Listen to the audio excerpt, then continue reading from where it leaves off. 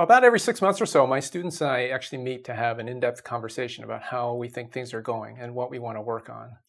And I had a student who was in her second or third year of training in my laboratory, and she was doing fantastically. And at that time, it was early in my interactions with graduate students and my experiences with mentoring. But one of the questions I would always ask is, how am I doing? How can I do better? And frankly, mostly students are not that forthcoming with an answer. It's really difficult to be totally honest about that with your advisor and your mentor. But this student sat back, she thought about it, and she said, you know what? You never give me any positive feedback. And I have to say my initial reaction was not that enthusiastic. Well, maybe you perceive it that way, but I have very high expectations, and you'll know when the feedback is really positive. And her response was, that's just not good enough for me. I need a little bit more regular kind of assessment about how I'm doing and some more positive reinforcement about how things are going. And in my lab, I was really trying to create this environment where people strive to meet some very rigorous goals and milestones. And I had very high expectations for themselves and was really against this whole concept of everyone gets a trophy kind of mentality. But her comments did cause me to reflect about my own experience and the kind of feedback that I received in my own upbringing as a child. And I did get very little feedback unless something was extremely positive or extremely negative. But by then, of course, I already kind of knew that. And at that time, my oldest son was also just entering school age, and you're thinking about how you can provide constructive feedback to your own children, how you can help them discriminate between achievement, effort, and just showing up.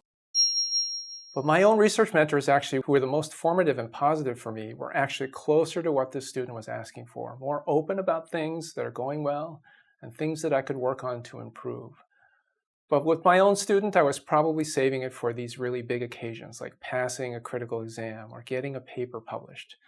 Whereas for other kinds of things, I pretty much didn't say a whole lot, which I know now can be interpreted to a student as indifference. And that's probably the worst thing for a student to feel, is a mentor who just doesn't care.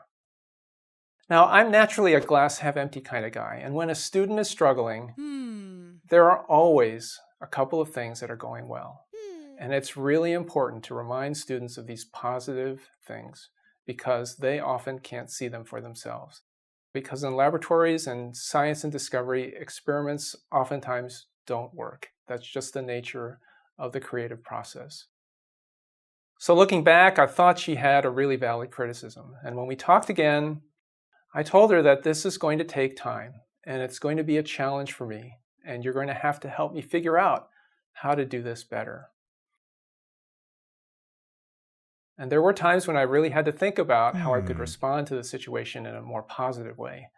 And even then, I have to say that I wasn't always successful. And she would call me on this, and she would often say, Yoji, I think this is a time for us to celebrate. And I would think about it and say, yes, you're probably right.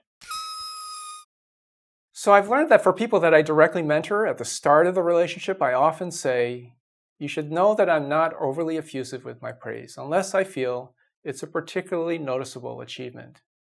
And you need to tell me if you're okay with that or if you feel it needs to be different.